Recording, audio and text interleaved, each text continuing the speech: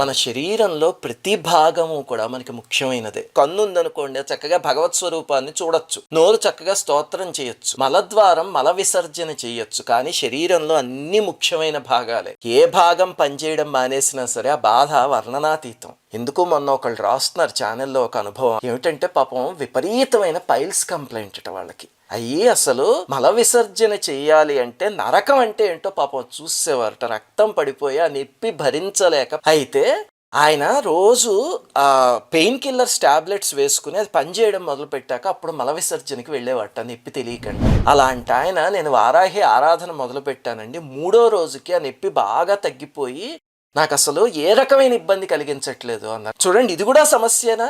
అలాంటి సమస్య నుంచి కూడా కాపాడుతుంది. ఎందుకంటే మనకి ఎక్కడ నొప్పి వచ్చినా సరే వెళ్ళి చిన్నపిల్లాడికి నొప్పి వచ్చింది అనుకోండి, అమ్మ ఇదిగో ఇక్కడ కురిపేసిందమ్మా అని పిర మీద కురిపేస్తూ చూపిస్తాడు వాళ్ళ అమ్మకి. అంతేగాని మా అమ్మకి ఇలా చూపించకూడదు అని తెలియదు. అలాగే మనం అందరం అమ్మవారి ముందు చిన్నపిల్లలమే. అలాంటివి ఏవి మొహమాట పడకండి.